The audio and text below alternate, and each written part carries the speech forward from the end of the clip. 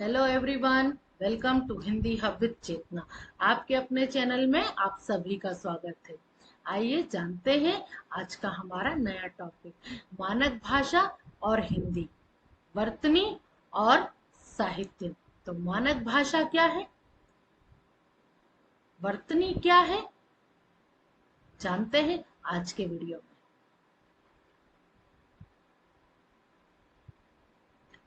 मानक भाषा, जिसे हम कहते हैं स्टैंडर्ड लैंग्वेज, विद्वानों और शिक्षाविदों के द्वारा स्वीकृत भाषा का जो रूप होता है वो मानक भाषा कहलाती है। मानक का अर्थ ही होता है शुद्ध भाषा। भाषा में एक ही वर्ग या शब्द के एक से अधिक रूप प्रचलित हो सकते हैं। ऐसे में उनके लिए किसी एक रूप को विद्वानों द्वारा मान्यता दे दी जाती है। मीन्स हिंदी में ऐसे कई शब्द हैं, ऐसे कई वर्ण हैं जो एक दूसरे से मिलते जुलते हैं। तो अब किस जगह पर कौन सा वर्ण और कौन सा शब्द यूज करना है, उपयोग में लाना है, ये हमें, इसका ज्ञान हमें विद्वानों ने करवाया कि हम किस रूप को शुद्ध माने। जानते हैं कुछ उदाहरणों के द्वारा। जैसे कि यहाँ पर आप देख पा रहे हैं, अमानक रूप भी दिए हैं भाषा के और मानक रूप भी दिए हैं। शुद्ध और अशुद्ध दोनों ही तरह के रूप यहाँ पर लिखे गए हैं, आप देख सकते हैं। जैसे कि आप यहाँ पर देख रहे हैं य, और यहाँ पर ए, गए। चाहिए जो कि गलत होता है, हमें उसे अब चाहिए लिखना चाहिए। नहीं, य का उपयोग, लेकिन यहाँ पर ई का उपयोग किया गया है। जाएंगे, और यहाँ पर जाएंगे चंद्र बिंदु के साथ। अंत आधे कटे वर्ण के साथ, जो कि अमानक रूप है। अब अंत को इस प्रकार लिखा जाता है। संबंध पंचमाक्षर से बना हुआ आधे कटे वर्ण है, जिसमें अब हम इस प्रकार लिखते हैं, जिसमें हम अनुस्वार का प्रयोग करते हैं। शुद्ध, लेकिन इसको शुद्ध माना गया है। खंड, ठंड, ये इसका शुद्ध रूप है। तो जाना आपने भाषा का मानक रूप और कुछ शब्द। अब जानते हैं हिंदी के मानक वर्ण और वर्तनी। वर्ण आप अच्छी तरह से जानते हैं, अक्षर और मात्राएं, कहाँ पर कौन सा नियम लगेगा, क्योंकि हम सब जानते हैं कि हिंदी का जो व्याकरण है वो साइंटिफिक है, पूरी तरह से वो शुद्ध है, और उसको शुद्ध बनाने के उसके अपने कुछ नियम हैं। तो जानते हैं उन नियमों के बारे में। तो ये जो नियम दिए गए हैं आपको, केंद्रीय हिंदी निदेशालय के अनुसार मानक हिंदी वर्तनी के प्रमुख 14 बिंदु। तो ये केंद्रीय हिंदी निदेशालय के अनुसार है। विभक्ति चिन्ह, जिन्हें हम कारक चिन्ह भी कहते हैं, तो संज्ञा शब्दों में पृथक तथा सर्वनाम शब्दों में मिलाकर लिखे जाएंगे। जैसे मुझे लिखना है रमेश ने या राम ने, तो नाम में अलग लिखूंगी और इस विभक्ति चिन्ह को मैं अलग से लिखूंगी। परंतु जब हम सर्वनाम के साथ विभक्ति चिन्हों का प्रयोग करते हैं, तो हम उसमें सर्वनाम में विभक्तियों को मिलाकर लिखते हैं। जैसे कि उसने, उसके लिए आदि शब्द। संयुक्त क्रियाएं, जो दो क्रियाएं हो, अब पृथक लिखी जाएगी। संयुक्त क्रियाएं पृथक मीन्स अलग से लिखी जाएगी। जैसे कि जा चुका है, यहाँ पर जा अलग लिखा है और चुका है अलग लिखा है। तो अब जो होगा, अब हम कैसे लिखेंगे उसको, खा चुका है, तो खा अलग, चुका है अलग, इस तरह से हम लिखेंगे। अव्यय, अव्यय हम अविकारी शब्द अच्छी तरह से पढ़ चुके हैं। अब अव्यय भी पृथक से मीन्स अलग से लिखे जाएंगे। जैसे कि उसके साथ, कहां तक, जब तक, ये भी हम अलग अलग करके लिखते हैं। य और व का स्वरात्मक प्रयोग, नई क्रिया विशेषण में य व की जगह स्वरात्मक प्रयोग होगा। मीन्स हम य की जगह अब व का प्रयोग करेंगे। कैसे करेंगे? जैसे गए, नहीं, आए, किए, ये हिंदी के मानक रूपों के अंतर्गत आता है। किंतु स्थाई, अब स्थाई को आप ई नहीं लिख सकते, स्थाई को आपको स्थाई य ही लिखना पड़ेगा। ये देखिए, एकदम सही है। दायित्व, दायित्व होता है वो, उसमें हम ई नहीं लिखेंगे, केवल हम अव्ययी भाव का जो य है उसको चेंज नहीं करेंगे, वो यथावत स्थिति में रहेगा। परंतु स्थाई, दायित्व आदि जो शब्द है उसको हम य की जगह व का प्रयोग करेंगे। श्री और जी, श्री जी, जो कि हमने देखा है अधिकतर पत्रिकाओं में जो नाम लिखे होते हैं वो इसी प्रकार लिखे होते हैं, लेकिन उसको लिखने का तरीका यहाँ पर बताया गया है कि अब श्री और जी आदि अलग अलग लिखे जाएंगे। तो श्री गुप्ता और जी यहाँ पर अलग अलग करके लिखा गया है। यदि आप देखें तो श्री गुप्ता, श्री अलग लिखा है गुप्ता से, और गुप्ता जी, जी अलग लिखा हुआ है। आइए वर्णमाला का अगला नियम जानते हैं। र, र और ल।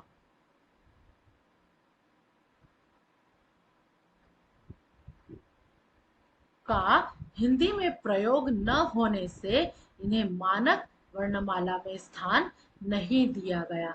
तो यहाँ पर ल, री और ल का हिंदी में प्रयोग न होने से हिंदी में इनका प्रयोग नहीं होता है। तो इसको हिंदी की वर्णमाला में, मीन्स मानक वर्णमाला में स्थान नहीं दिया गया है। आपने भी देखा होगा कि अब हम इस ल का प्रयोग नहीं करते, ये हमें अब कहीं दिखाई नहीं देते। संयुक्त वर्ण, जो संयुक्त वर्ण होते हैं दो अक्षरों से मिलकर बनते हैं, उसकी पाई हटाकर घुंडी को आधा कर तथा हलन और इस प्रकार का जो हलन चिन्ह होता है अब वो लगाया जाता है। जैसे कि पत्ता, इसमें संयुक्त या द्वित्व व्यंजन भी हम इसको कहते हैं, और चिन्ह को भी आप देख सकते हैं कि यहाँ पर किस प्रकार लिखा गया है, घुंडी को आधा कर, इस प्रकार।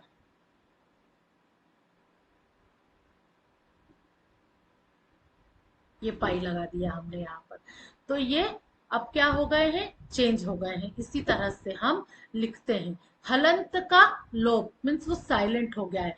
तो शब्द के अंत का जो हलंत है वो हिंदी में अब लुप्त हो चुका है। जैसे कि हलंत इस प्रकार हम लिखते हैं। यदि हम पहले लिखते, या पहले किस प्रकार लिखा जाता था, तो न में नीचे हलंत लगा होता था, लेकिन अब उस हलंत को, अंत का जो हलंत है उसको हटा दिया गया है। जैसे कि पृथक, अब वो ऐसे ही लिखा जाएगा, अर्थात और महान, देख सकते हैं।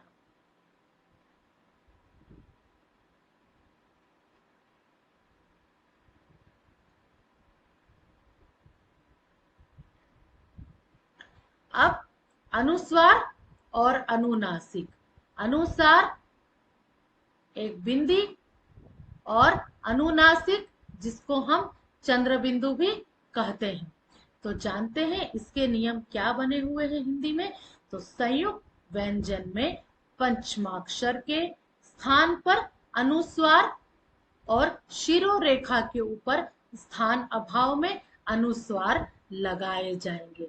जैसे कि मैं, तो मैं में हम अनुस्वार लगाते हैं, लेकिन जब हम आंख, चंद्र, चंद्रमा, माँ इस प्रकार के शब्दों का प्रयोग करेंगे तो वहां पर हम अनुनासिक शब्दों का प्रयोग करेंगे। परंतु ये किसके लिए है नियम, ये पंचमाक्षर के स्थान पर जो हम यूज करते हैं, पंचमाक्षर के लिए ये बने हुए हैं। पंचमाक्षर जो कि वर्णमाला का सबसे अंत वाला जो अक्षर होता है वो पंचमाक्षर कहलाता है। जैसे कि व, न, य, ण आदि शब्द जो होते हैं अक्षर, वो पंचमाक्षर कहलाते हैं। तो अब हम उन्हें पूरा न यूज करके केवल अनुस्वार और अनुनासिक से ही यूज करते हैं। तो दोनों ही रूप कहीं जगह पर मानक होते हैं। जैसे कि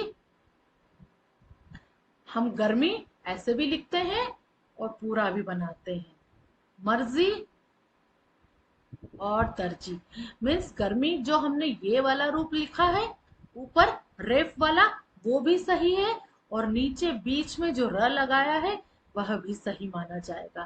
त्रिव्यंजन संयोग, तत्सम शब्दों में तीन व्यंजनों के संयोग में एक लुप्त व्यंजन न लिखने की छूट दी गई है। जैसे कि इस प्रकार के जो आप शब्द देख रहे हैं यहाँ पर, अर्ध, तो अर्ध, इसमें ये तीन संयुक्त व्यंजनों से बना हुआ एक, संयोग से बना हुआ एक शब्द है जिसमें एक लुप्त व्यंजन है, और वो लुप्त व्यंजन न लिखने की भी हमें छूट दी गई है। लेकिन जब हम उस व्यंजन को लिखेंगे, अगर र की रेफ आ रही है तो हम उसे ऊपर लगाकर लिखेंगे, इस तरह से ना भी लिखेंगे तो भी चल जाएगा। विसर्ग का लोप, तत्सम के तद्भव होने पर विसर्ग का लोप हो जाता है। संस्कृत के ऐसे शब्द हैं जो हम हिंदी में यूज करते हैं, तो संस्कृत में अधिकतर हम विसर्ग का प्रयोग करते हैं, ये इस प्रकार से। तो जब वो हिंदी में आते हैं तो उस विसर्ग का लोप, मीन्स वो साइलेंट हो जाता है, इस चीज का आप ध्यान रखेंगे। पूर्वकालिक प्रत्यय, पूर्वकालिक प्रत्यय कर, ये प्रत्यय कर है यहाँ पर, को क्रिया से मिलाकर लिखा जाएगा। जैसे आकर, देखिए क्रिया के साथ कर लगा है, लिख कर, बैठ कर, तो इसको हम मिलाकर लिखेंगे। आगत ध्वनिया, जो कि अंग्रेजी की, फारसी की और अरबी की ध्वनि है, जिसको हम सबसे ज्यादा कहाँ यूज करते हैं, इंग्लिश के शब्दों में हम उसे यूज करते हैं। तो जैसे कि आप देख पा रहे हैं ये ध्वनिया क्या है, क, ख, इसका गले से उच्चारण, गले में जब हम इसको बोलते हैं तो थोड़ा सा घर्षण होता है। र, ज और फ में से अधिकांश परिवर्तित केवल ज और फ अभी प्रयोग में है। जैसे कि अरबी में, फारसी में और अंग्रेजी मूलक शब्दों में इनका प्रयोग मानक माना जाता है। मीन्स जब भी हम अरबी बोलते हैं, फारसी बोलते हैं, अंग्रेजी के शब्दों का यूज करते हैं, तब इन ध्वनियों को हम, का प्रयोग जो है हम मानक मानते हैं। और आगत ध्वनि में इस प्रकार का चिन्ह होता है जिसे हम कहते हैं अर्धचंद्र बिंदु। जैसे कि हम बोलते हैं डॉक्टर, चॉकलेट, तो जो ओ का भी उच्चारण ना दे और जो आ का भी उच्चारण ना दे, बल्कि दोनों के बीच का उच्चारण दे, वो आगत ध्वनिया कहलाती है। इसे विदेशी ध्वनि भी कहा जाता है। तो ये थे हमारे 14 नियम, जिनको हमने विस्तार से पढ़ा। अब जानते हैं कि साहित्य क्या है। लिटरेचर, प्रत्येक भाषा में ज्ञान के अलग अलग विषयों का भंडार है। हर भाषा में ज्ञान के विषयों का अलग अलग भंडार दिया गया है। यह ज्ञान का संचित कोश है, मीन्स जो ज्ञान है उसको हमने संजो कर रखा है और वही उसका भंडार है। तो युगों से प्राप्त ज्ञान को एकत्र किया जा रहा है, एकत्र किया गया ज्ञान ही साहित्य है। यहाँ पर युगों से प्राप्त एकत्र ज्ञान, वही एकत्र ज्ञान, उस ज्ञान को जो हमने इकट्ठा करके रखा है वही ज्ञान साहित्य कहलाता है। जानते हैं इसकी परिभाषा। ज्ञान के संचित कोश को साहित्य कहते हैं। ज्ञान के संचित कोश, इकट्ठा किया गया है भंडार, उसे हम साहित्य कहते हैं। तो साहित्य दो प्रकार के होते हैं, पहला गद्य साहित्य और दूसरा पद्य साहित्य। भली भांति आप जानते हैं कि गद्य साहित्य के अंतर्गत हम पढ़ते हैं कहानी, जीवनी, उपन्यास, नाटक, पत्र आदि। जिन विचारों को साधारण और स्वतंत्र रूप से हम लिख सकते हैं वे गद्य साहित्य के अंतर्गत आते हैं।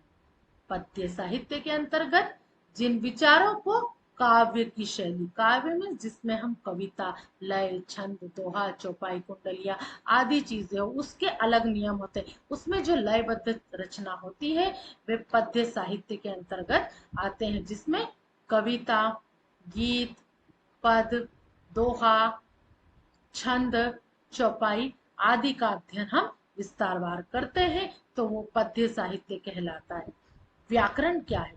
तो व्याकरण का शाब्दिक अर्थ है विश्लेषण करना। व्याकरण वर्ण, शब्द और वाक्य की रचना को व्यवस्थित करता है। जो व्याकरण होता है वह भाषा का हमें सही रूप का ज्ञान कराता है, जिसके अंतर्गत हम वर्ण पढ़ते हैं, शब्द पढ़ते हैं और वाक्यों की रचना को व्यवस्थित तरीके से पढ़ते और समझते हैं, क्योंकि इसके भी अपने नियम है। तो व्याकरण का जो शुद्ध ज्ञान है हमें भाषा का असली परिचय देता है। व्याकरण का ज्ञान कैसा हो? शुद्ध हो, वही हमें भाषा का असली परिचय देता है। व्याकरण के कारण ही भाषा में सदा एक रूपता बनी रहती है। व्याकरण ही भाषा के मनमाने और अशुद्ध प्रयोग पर अंकुश लगाने वाला एकमात्र साधन है। भाषा का जो मनमाना प्रयोग है, जैसे स्टार्टिंग में मैंने आपको बताया कि हम लोगों को कई बार मात्राओं का ज्ञान नहीं होता है, हम कहीं भी कोई मात्रा लगा देते हैं, तो वो सही है या गलत, वो हमें ज्ञान कराता है व्याकरण। और व्याकरण एकमात्र ऐसा माध्यम है जो भाषा के मनमाने और अशुद्ध प्रयोग पर अंकुश लगाने का काम करता है। व्याकरण में वर्ण, शब्द और वाक्यों को विस्तार से समझाया जाता है। मैंने भी समझाया है, आप मेरे पुराने वीडियो में देख सकते हैं। तो परिभाषा यहाँ पर, व्याकरण वह शास्त्र है जो भाषा के शुद्ध रूप का ज्ञान कराता है। तो याद रखेंगे कि व्याकरण जो है वह एक शास्त्र है जो भाषा के शुद्ध रूप का ज्ञान हमें कराता है। जानते हैं व्याकरण के 3 भाग कौन से हैं? पहला तो होगा वर्ण, जो कि भाषा की सबसे छोटी इकाई होती है।